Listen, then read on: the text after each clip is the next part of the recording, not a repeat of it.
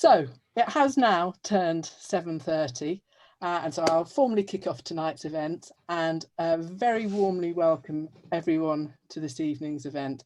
I'm so pleased to welcome back Dr. Mike Hodder, who's going to be talking to us this evening about the archaeology of Sutton Coldfield beyond Sutton Park. Some of you will know that he joined us, was it last October, I think, Mike, and gave a brilliant talk on the archaeology of the park. And this time he's back to talk about what lies beyond the park. Many of you will know Dr. Mike Hodder. He, first and foremost, is a Sutton lad. He was born in Anchorage Road, and I'm sure there will be people in the audience tonight who were also born in Anchorage Road, so he's got Sutton in his blood. He wrote his PhD on the park in Sutton, and then from there, well, he had a couple of jobs in Sandwell, but then he became the city archaeologist for Birmingham City Council, and that's where he spent the bulk of his career. He's continues to be very closely involved in archaeology and in Sutton. So he's president of the Friends of Sutton Park Association, and they have a very good website. So that's another one to Google after tonight. Mike's also the author of several books and of course a contributor to even more. And there are two books that I would like to flag up quickly to you. One is his Archaeology of Sutton Park, a new updated version of which has just come out in the last couple of months. So that's definitely worth seeking out. And he has also written a book called Birmingham, The Hidden History. Is that the correct title, Mike? That's it, yeah. And although it's called Birmingham, A Hidden History, it does include some of Sutton, some aspects of archaeology and history in Sutton. So it's another one worth getting. So that's enough from me. Now, please give a very warm welcome to Mike, who'll take over and lead us through his talk tonight. Thank you, Mike. Well, good evening, everyone. Great to be here again. I'm talking tonight about the archaeology of Sutton beyond the park. As Zoe said, I'm from Sutton Coldfield. I've been involved in the archaeology of Sutton Coldfield for a long time. Archaeology is the study of the human past by looking at the physical remains that people have left behind them. It includes objects and structures, which can be above ground, like historic buildings, as well as below ground. It covers all periods. It's not just about the most distant past, it's all the human past from earliest times onwards. And there are a variety of ways in which we discover archaeological remains and in which we investigate them. Excavation, digging things up, is perhaps the best known, but also a number of other methods are used, which I'll talk about a bit more later on. These include field working, various types of survey, and even chance discoveries. And what I'll be talking about tonight is thousands of years of Sutton's past, ranging from prehistoric flint tools from tens of thousands of years ago to 18th century barns. And not just the town centre, but also the districts and the countryside around. Let's start right at the very beginning. The oldest man-made object so far found in Sutton Coldfield. On the left here, you see a flint axe. It's a piece of flint that's been shaped by chipping pieces off it. And you can probably see the scars left from chipping those pieces. This would be used for various chopping purposes. For example, things like cutting up meat. And it was made and used by people who lived in this area tens of thousands of years ago. It's difficult to date these precisely, but this dates to well over 50,000 years ago. On the right is a piece of flint, which again was used in this very distant period of the past. This one was actually found in Wishaw Lane, just on the east side of Sutton Coldfield. Now, both of these objects belong to the Palaeolithic or Old Stone Age period. This is a long time before farming. People were living by hunting wild animals and collecting wild food plants. Their tools are very distinctively shaped. You can see, for example, the axe on the left. This was intended to be held in the hand, it's never hafted. The piece on the right is actually a waste flake from making other flint tools. The one on the left was found purely by chance in ground disturbance in Coleshill Street in the town centre.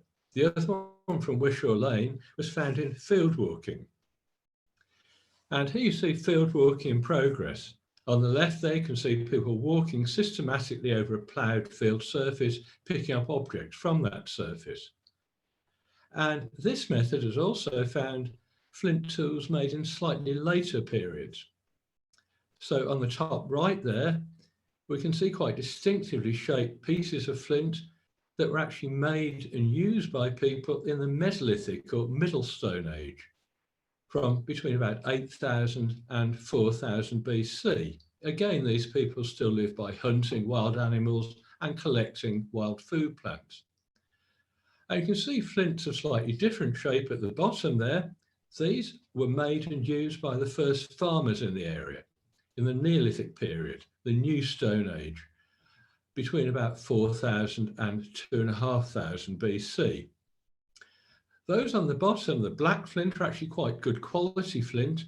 That would come from flint mines in southern and eastern England. And you might well think you can't find flint here, but in fact you can. It's not very good quality, but you can actually pick up the odd piece of flint pebble from field surfaces, and that's what was used in the earlier periods. So if you look at those grey and brown pieces, they were actually made from flint pebbles just picked up from the ground surface. And what we've got here, a mixture of actual tools and the waste from making tools. Now, so far, no actual structures belonging to these very distant periods of the past have been found in Sutton Coldfield. The earliest man-made structures so far known in the area look like this. They're burnt mounds, mounds consisting of heat-shattered stones and charcoal. The stones look like those on the bottom left there. They've got very jagged edges, result of being heated up, and they're mixed up with fragments of charcoal, which remains of the wood fuel that was used to heat them up.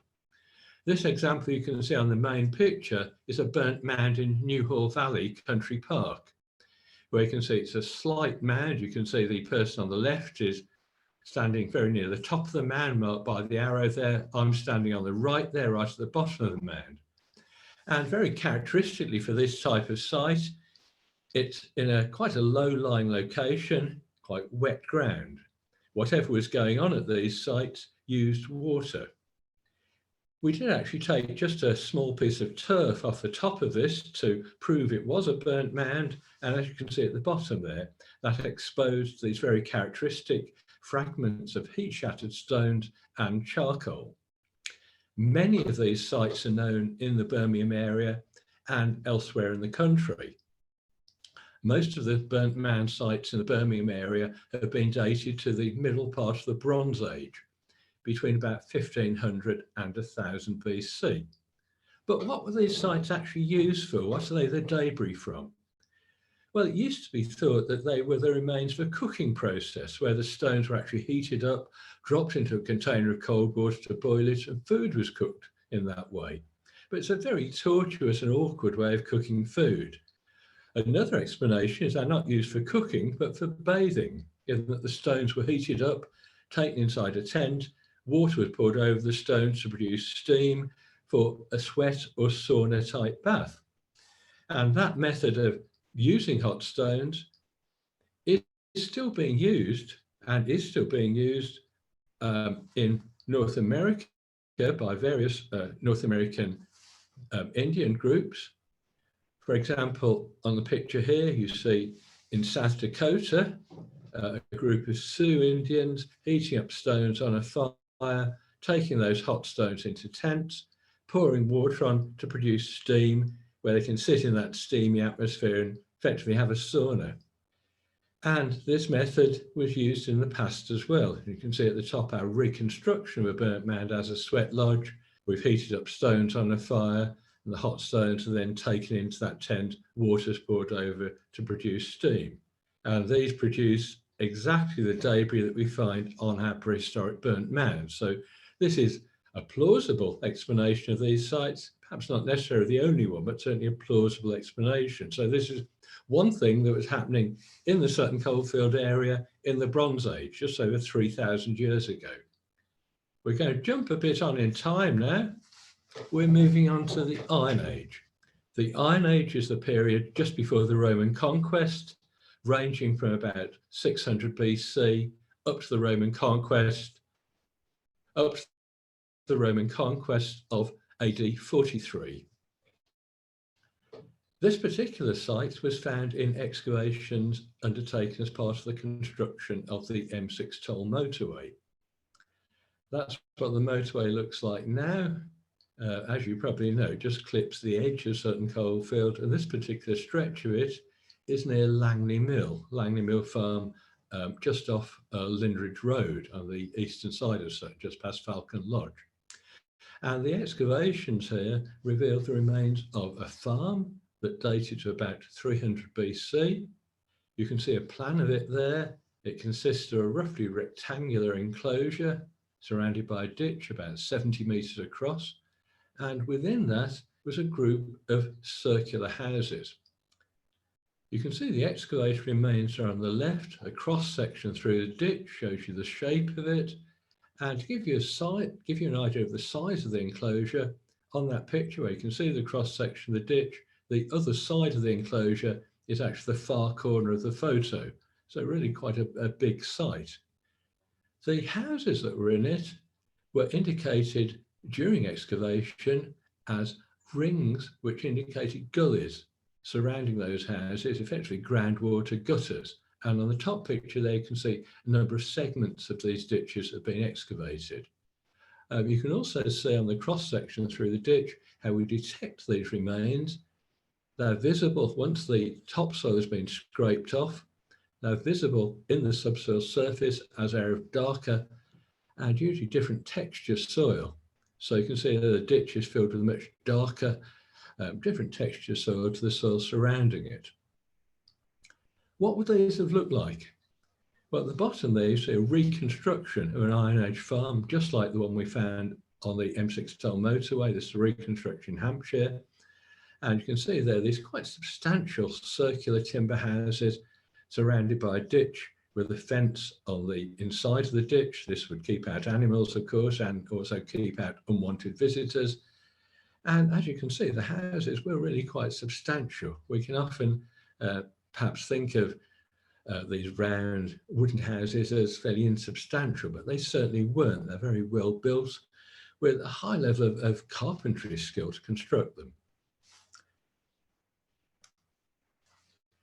So far, only two Iron Age farms have been found in Sutton Coldfield. The other one is just a bit further along on the M6 toll, but there must have been several of these in the area. This is another one, or probably another one, showing up on an aerial photograph near Worcester Lane. And I hope you can see on that photograph dark lines in the field in the centre there. And these are showing up because the crop is growing differently on filled-in ditches. Where there are filled-in ditches, the soil is deeper and retains moisture better than the soil in the surrounding field, so the crop takes longer to ripen. So it's still showing dark when the rest of the crop in the field is ripening. And this could well be another Iron Age farm, or rather ditches around another Iron Age farm, just like that one on the M6 toll. Possibly could date to the Roman period. Also on the M6 toll, right next to that Iron Age farm was a Roman farm. And this is it. On the drawing on the right there, right on the very bottom of the slide, the orange L shape you can see there is actually the Iron Age farm. Right next to it, all those red and mauve lines are the Roman farm, which consists of a series of ditched enclosures. There was only one possible building there, but the main farm may have lain outside the area that was excavated.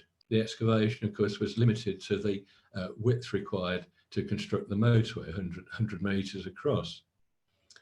So those ditched enclosures, again, were detected during excavations of different areas of different colour, different texture soil. You can see some of them being excavated there on the bottom left.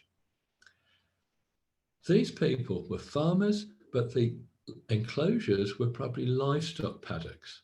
They probably didn't actually grow grain, but brought the grain in from somewhere else. But they ground that grain on querns, like the one you can see on the top right of the picture there. It's a circular piece of stone, would have had another stone on top of it, which would have been hand rotated to grind grain into flour. And the debris we found on the site, as well as the types of thing we'd expect like pottery, also included tiny fragments, often charred fragments of not only grain, but also the chaff from grain.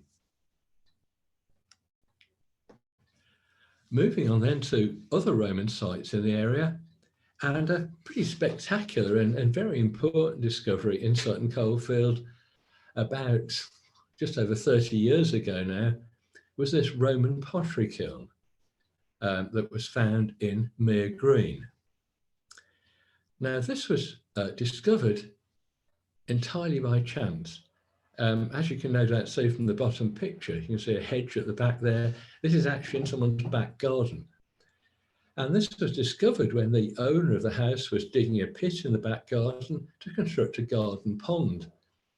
And he was coming up with a lot of pottery. Unfortunately, he recognised this as being old pottery, not recent pottery, took this into Birmingham Museum where it could be identified as Roman pottery. And not only that, it was pottery that had been misfired and a pottery could have been misshapen and overfired. So we then excavated the site, and here you can see the results of the excavation. I would reassure you right at the outset that we did put everything back after we finished the excavation. We didn't leave a great hole in the back garden there.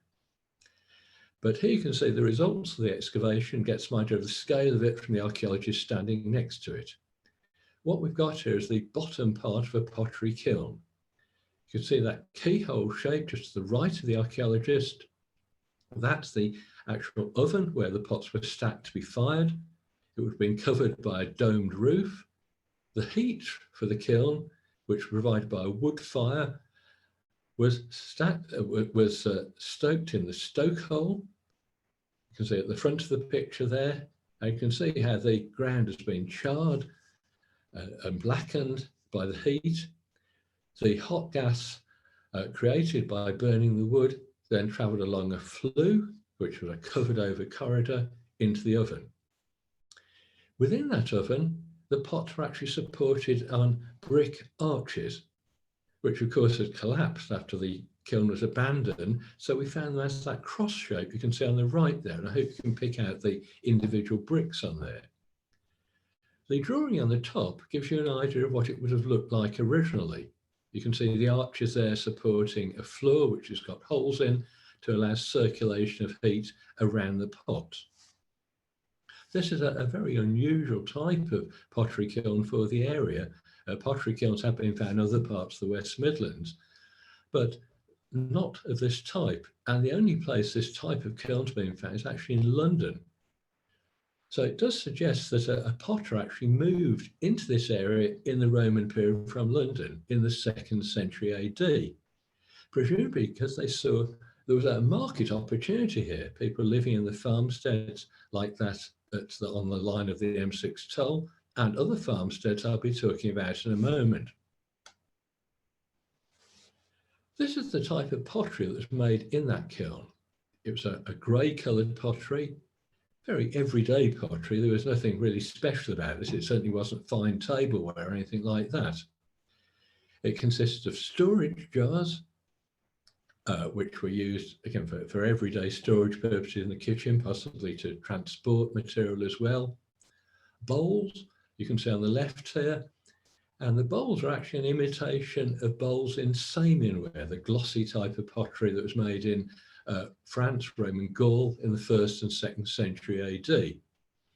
And also tankards. You can see these handled tankards, and these are quart capacity, which may well have been used for drinking, alcoholic drinks perhaps, but might also have been used as dry measures for food. Things like flour, for example, in the same way that American recipes today use dry measures rather than weighed measures like we're used to in the UK. So that's the type of vessels they were making. What about the materials used for the kiln? Well, there's a detail of one of those bricks that made the brick arches. These bricks were actually air dried rather than kiln dried, but of course they'd soon get hard being fired in the kiln. The roof over the kiln was made of a framework of branches daubed over with clay, with bracken to hold together. And when the kiln was fired, of course, that would be made solid. But we found fragments of that on the bottom left there. You can actually see fragments of bracken leaves.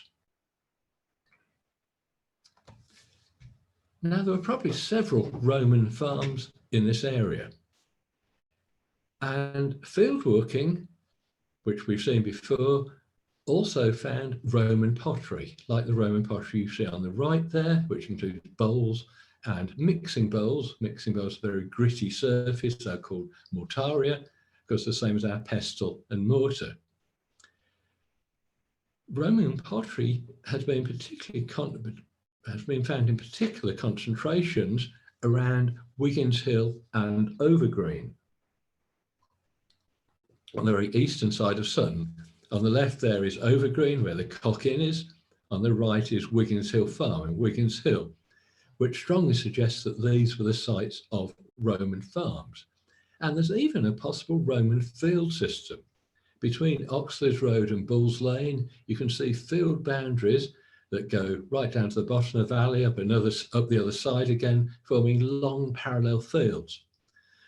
These are very similar to field systems that's been dated to the Roman period and even earlier in other parts of the country. So it's possible that those hedges actually follow the line of Roman field boundaries. So it's part of the Roman landscape you can still see. Moving on now to the Middle Ages. And of course, we're bypassing quite a number of centuries now. We've moved on to the Roman period, which ends at the beginning of the 5th century AD. We're moving on to the Middle Ages, starting with the Norman conquest in the 11th century. The reason for this is that at the moment, there's no archaeological information at all for Sutton Coldfield during that period. So we're going to have to jump that whole lot. But moving on to the Middle Ages then. Sutton Coldfield was a medieval town. The centre of the medieval town was Holy Trinity Church. And the town spread along the roads that are now Mill Street, you can see on the left there, Coleshill Street on the right, and High Street straight ahead. There have been a few excavations in the town centre, not that many pieces of archaeological work, particularly in the High Street area and Coleshill Street area, because as you know, those conservation areas contain many listed buildings. So the extent of new development there that would necessitate archaeological excavation has been really very small. But there have been excavations at Coleshill Street. This was a few years ago now, included excavations at the back of buildings on Coleshill Street. And these revealed, as you can see on the top right there, the base of a timber frame building, which actually had a stone wall footing. The reason for this was simply to keep the timbers off ground level. Timbers start to rot. As I'm sure everyone knows from garden fences, timbers start to rot where they touch the ground. So it's a good idea to keep timbers off the ground surface. You could do that by resting them on a low stone wall. This structure dates to sometime between the 13th and 15th centuries. Also in Coleshill Street, at the junction of Coleshill Street with Rectory Road, this oven was found. What you're looking at here is actually the base of a circular oven with a clay wall. You can just about pick out the clay wall there, and you can see some burning on the left there. This was probably used to bake bread and was probably actually outside a house. Most people would be living in timber buildings at this time, and it made a lot of sense to do the baking outside. So it would have looked rather similar to those outside ovens you can still see in some Mediterranean countries now. And it would be used to bake bread. Interestingly, the charred remains there included charred rye grain, which had sprouted. So maybe this was actually a spoilt crop. which was being used up as a fuel for the oven. There were also excavations behind Mill Street in 1988. That was Mill Street. You can see on the left, that's Mill Street as it looked before the recent building there. You can see the building's still surviving. What was the post office is still there, but the other building on the left has, of course, now gone. The picture on the top right there is the rear of all those buildings. This is where the excavations took place. They were fairly small scale, but they did demonstrate archaeological remains survived. It was very difficult to date those remains, but they included, as you can see on the bottom there, remains of stone buildings, but also remains of timber buildings. The holes where timber posts were located were found in the excavation. And you can read a report on the excavations at Mill Street, which is a little link to that on the Sutton Local History Group website that Zoe mentioned at the introduction. The most recent archaeological work in Sutton Town Centre has been underneath Holy Trinity Church.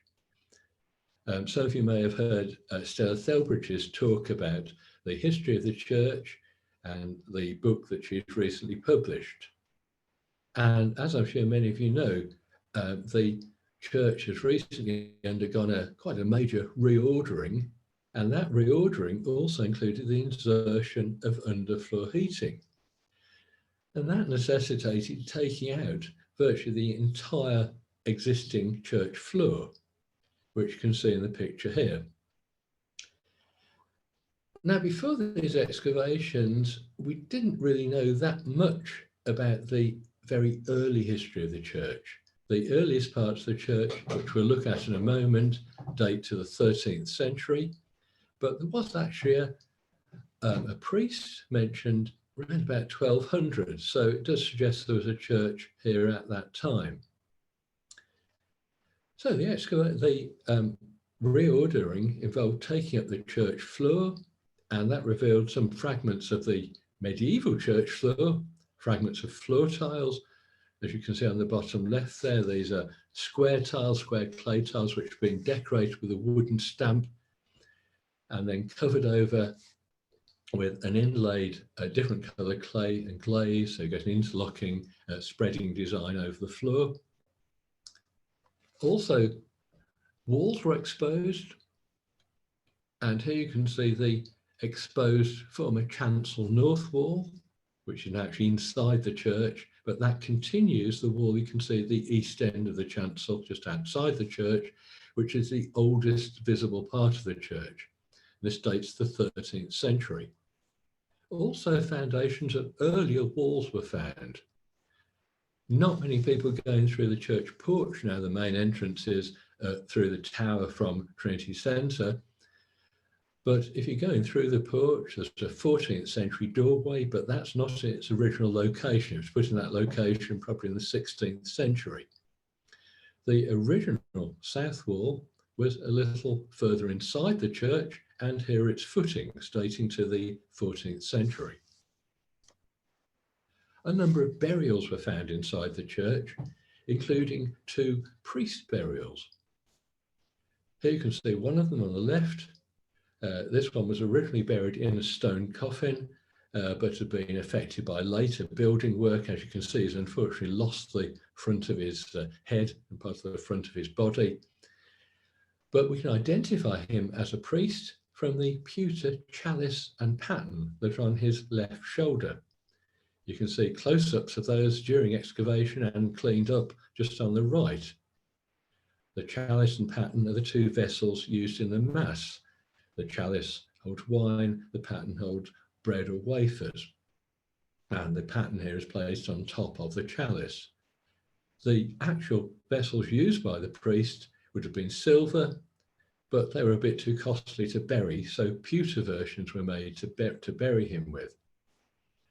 The date of this burial, we've dated it by radiocarbon. That measures the amount of radioactive charcoal, radioactive carbon in a dead plant or dead animal, because all plants and animals absorb radioactive carbon while they're living. That carbon then decays at a known rate after they die, so we can measure the amount of radioactive carbon in the collagen in this man's bones, and we can date it to between 1272 and 1403 AD, in other words, between the later 13th century and the beginning of the 15th century. The church, of course, was one of the most important buildings in the medieval town of Sutton Coldfield. The other important building was the manor house, where the lord of the manor could live. The lord of the manor for most of the Middle Ages was the Earls of Warwick, who of course moved about from place to place. Their main home was Warwick Castle, but they moved about various manors, so wouldn't live at the manor house in Sutton all the time. The site of the manor house is on Manor Hill. On the bottom left there, you can see the hill arrowed, as seen from Holy Trinity churchyard. It's actually on the other side of the Ebrook or Plantsbrook Valley. It's just up from where what used to be the Cup Inn is on Birmingham Road. You can go up Manor Hill from there. On the medieval manor house site now is a 19th century house, 19th century brick house, but that rests partly on the stone footings of the original medieval building. There's been very little archaeological work on that site, but there are certainly quite substantial archaeological remains surviving. Floor tiles have been found here, like the decorated floor tiles I showed you from Holy Trinity Church. Through fragments of decorated floor tiles have been found at the manor house site. This is one of them here on the top right. That would originally be glazed with a shiny lead glaze. The manor house is at some distance from the actual town centre. It's related to Sutton Park rather than to Sutton Town. And here we're looking from Sutton Park across Windley Pool Dam up to Manor Hill, where the manor house lies. You approach Sutton Park, or the lords of the manor approach Sutton Park from the manor house down Manor Hill and across this dam into Sutton Park. And they would have had a very good view of Sutton Park from Manor Hill, from the manor house. Now, the manor house is on top of a hill, so not surprisingly, it's not surrounded by a moat like other manor houses would be. But it is, or it was, surrounded by water. On the top left here, you can see a close-up, an extract from a map of 1725. And on this, you can see Holy Trinity Church with its tower there on the top. You can also see Maney, Windley Pool is marked, and the manor house is actually that building right in the centre. And you can see it was actually surrounded by water.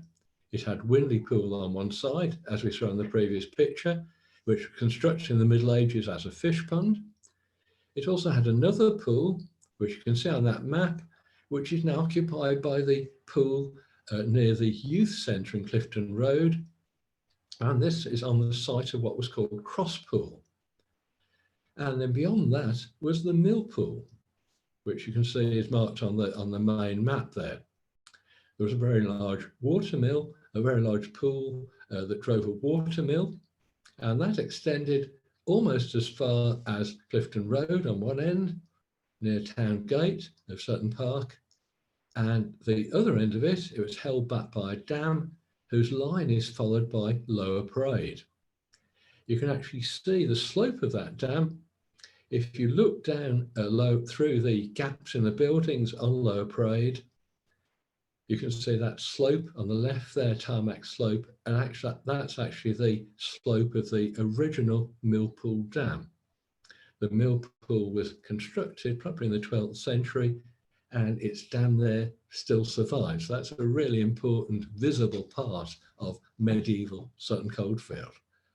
So the manor house was effectively surrounded by water with all these pools. You still see Windley Pool, you can see a pool where Cross Pool was, and you can see the dam of this very large mill pool that extended from Lower Parade almost as far as Town Gate.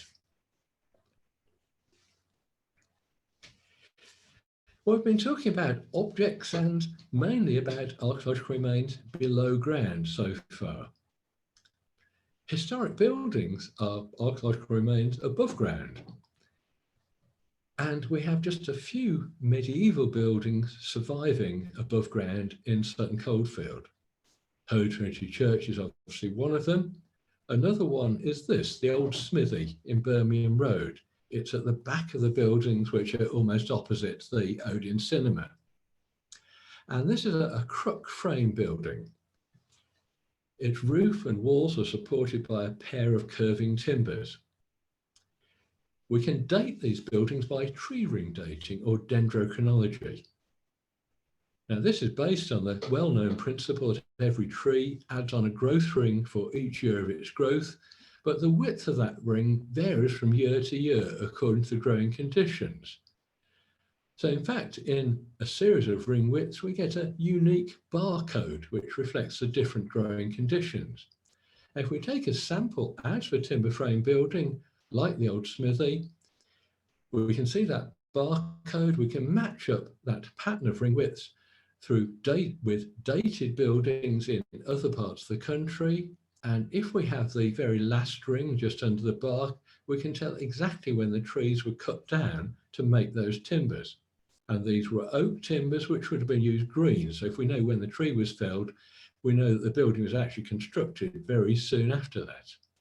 In the case of the old smithy, tree ring dating has shown that the crooks were made from a tree that was felled between 1442 and 1444 AD, in other words, in the middle of the 15th century. And there's a couple of other timber frame medieval buildings in the area around Sutton Coldfield in the, well, what's still just about countryside, perhaps for not much longer, just outside Sutton Coldfield. This is the top one here is New Shipton Farm in Wild Green Road. And this again is a crook frame building. You can see inside the barn there. It doesn't look very interesting from the outside, just this brick barn, but inside you can see these large curving timbers or crooks. I first found this site back in 1980 when I was doing my research in the area.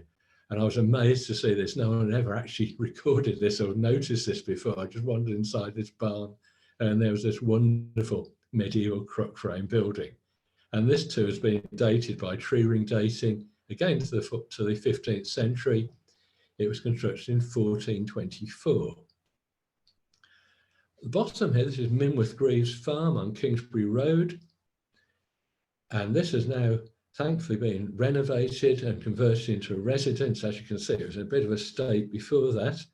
Look inside, you get a detail of the timber framing. Tree ring dating, unfortunately, wasn't able to give a precise date to this because we didn't actually have the last ring. So we had to estimate the date, and the date can be estimated between 1453 and 1476. But that's not too large a date range after all. It still dates that building very closely to the third quarter of the 15th century. So there are a few medieval buildings still surviving. A bit of archaeological work's been undertaken in the medieval town centre, but people were living beyond the town as well. They were living in hamlets, groups of farms, or isolated farms. Here's one of those medieval hamlets. This is Overgreen, the area around the Cock Inn, and field walking around here and in other parts of the rural part of Sutton Coldfield has found medieval pottery. The most common type of pottery that's found looks like this at the top right, fragments of pottery. These were all found by fieldwork, gives you an idea of the fragmentary state of them. These are vessels that were made in South Staffordshire. The complete vessels would have looked like those you can see on the bottom there. There were jugs, storage jars and cooking pots. Some were decorated with a green glaze, some were decorated with streaks of red slip on the white pot. And also at Overgreen, excavations at Poole Hall revealed the remains of a 15th and 16th century building, the base of a stone wall, which you can see on the top there, and also a boundary ditch around it, which you can just about see on the bottom left, where segments have been excavated. Pedimore Hall, near Warmley, again dates to the Middle Ages. It's a good example of a medieval moated site. The building you can see there now is a very important historic building, dates to the 17th century. but it actually sits on the site of an even older building, and it's surrounded by a moat, which was built in the 13th century. Next to the moat is a fish pond. Here you can see the moat on the ground and on an aerial photograph. Moated farmsteads, like these moated homesteads, are quite numerous in the Warwickshire, Worcestershire area, particularly in South and East Warwickshire, North Worcestershire. And they were constructed not specifically for defence. They would have kept out the odd unwanted visitor, but wouldn't withstand a concerted attack. In that respect, they were really like a modern home security system, and would have been some use for defence, but above all, they were status symbols. They really made the house stand out, made it look like a castle, even though it would have never have had battlements or towers or anything like that. It made the house really stand out and said something about the status or assumed status of the person living there. The Middle Ages was as much a time of status symbols as our own times are. There's another moated site at Langley Hall, just off Oxley's Road. What you can see at Langley Hall now is the 17th century stable block, which is now converted into flats. That was a stable block belonging to Langley Hall itself, which again lay on the site of a medieval building surrounded by a moat. You can see the moats there shown on a 19th century Ordnance Survey map, just on the map on the bottom there. You can just about pick those out on the site now, but what's most prominent are two small ponds next to it, which would have been fish ponds. And in a similar way to the manor house in Sutton Coldfield, there were a series of pools around Langley Hall. Some of these you can just about pick out now. Most of them have been drained. You can see a pool there on the 19th century map. And if we look on the ground now, there's another couple of pools to the north of Langley Hall. On the top picture there, we're looking across to Springfield Road, and you can see a hedge line that's on a slight bank. And that's actually the dam of a pool that's long since been drained, that extended between there and Oxley's Road. Going further up the stream, there's another dam you can see on the bottom left there, for yet another pool that's now been drained. You can just about pick out the dam. And next to that dam is sandstone rubble, which is probably remains of a water mill. Now, I mentioned right at the outset that archaeology is about the study of the human past through physical remains from earliest time virtually right up to the present day. I could tell you about a lot more about the more recent archaeology, but we have to come to a close somewhere. So here are a couple of 18th century farm buildings, which again, like the other historic buildings we've looked at, are really archaeological sites above ground. These are both timber framed, at least in part, and both of them have been dated by tree ring dating, just like the medieval buildings we looked at earlier on.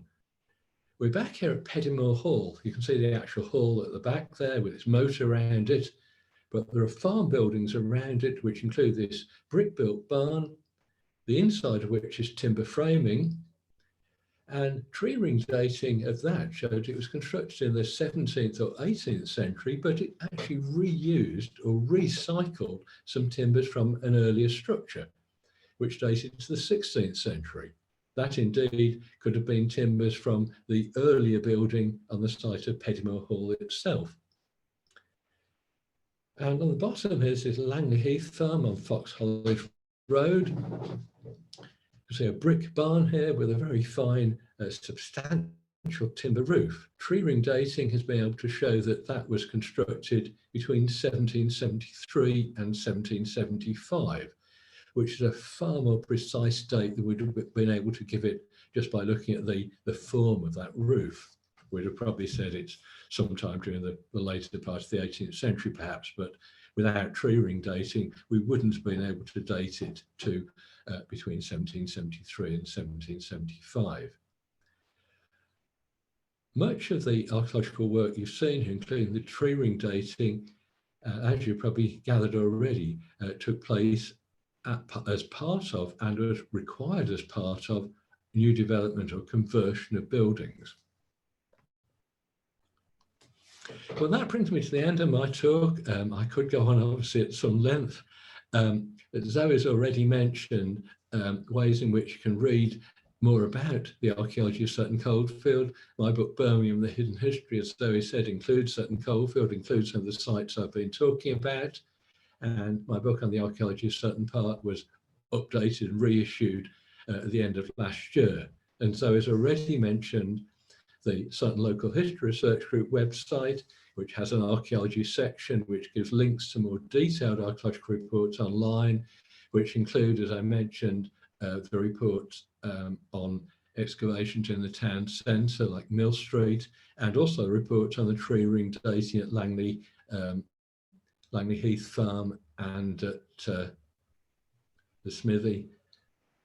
And also there's the City Council's archaeological database, the Birmingham City Council's Historic Environment Record, and you can pick up the mapping from that on the website. You can see at the bottom there.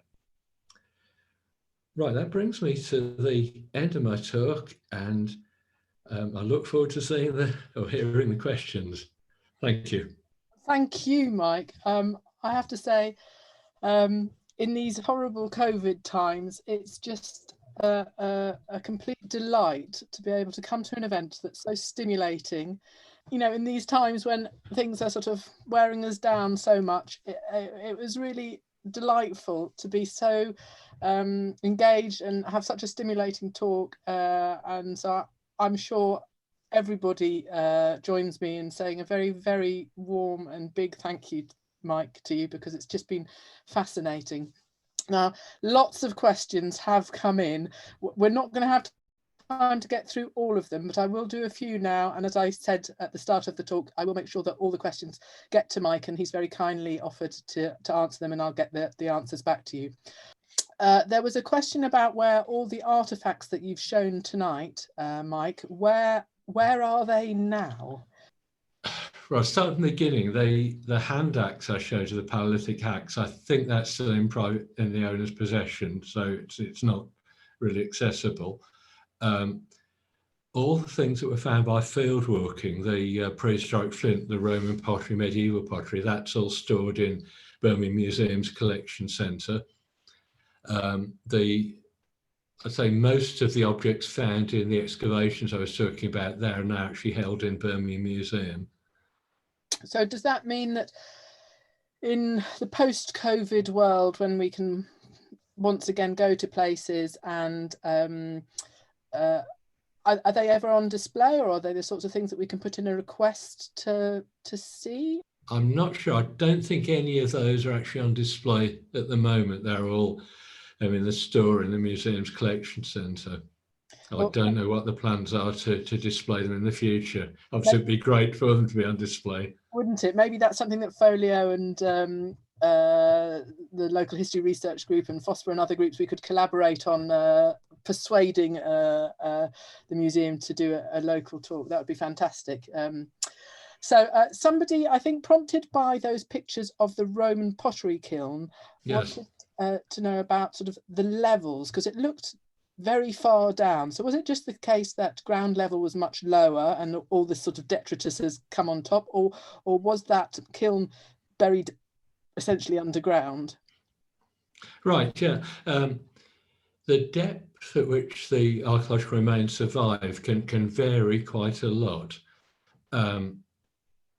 It really depends on what's happened afterwards. So you can get like the Bronze Age site, the Bronze Age burnt mound, you probably saw that was just underneath the turf, literally, because there's been nothing on that site to cause it to be buried.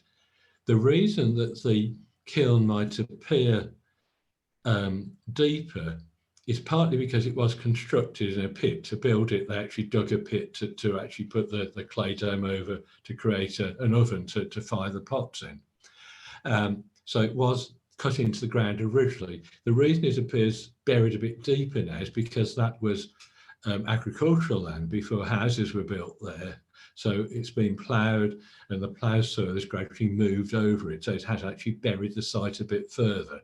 That's why it appears to be a bit deeper there. But had that site been, say, in Sutton Park, it wouldn't have been buried to anything like that depth. Thank you. So I've got an interesting question here. As you may know, in Mere Green opposite Sainsbury's, there's some building work going on where a new Lidl is going to be built. And I think there was a factory on that site beforehand. Are you aware of any archaeological survey that's been done there, or? Well, obviously not really involved in these things anymore, but yeah, I would have been in the city council, but I don't know whether any archaeological work's taken place there. Something to say, old Lucas factory site, someone just put on, thank you. Yes, The area around Mere Green has been a settlement for some time. And I suppose the most important thing about that is that the original main road actually went along where Hill Village Road is now. Lichfield Road was only put in the 19th century, or late 18th century. And interestingly, the pottery kiln is not far from Hill Village Road. That's near what was later the main road. That's perfect. Somebody did ask where that was. So the pottery kiln's only not very far from Mere Green Island. But other than that, on the Lucas site, I'm afraid I really don't know. Right, thank you. So if you could choose anywhere in Sutton to excavate, where would you choose? And we're assuming money's no object and all that sort of thing. It's difficult to say, really. I mean, it'd be good to know a bit more about the Manor House, because that's tantalising, isn't it? well, it's more tied up with the park than with the town, and the Manor House is separate from the town. It's more related to the park, but also perhaps some areas in the historic town centre. Unfortunately, the opportunity has been missed in the past. For example, the excavations in Mill Street were very small scale, and they were undertaken before archaeology was really part of the planning system like it is now. That's really come on stream since 1990. Archaeology has been part of the planning system. And also there was the site of Ennis House just next to the 3 Tons, which was developed, I think, in the late 80s, something like that. And again, there were probably archaeological remains surviving there.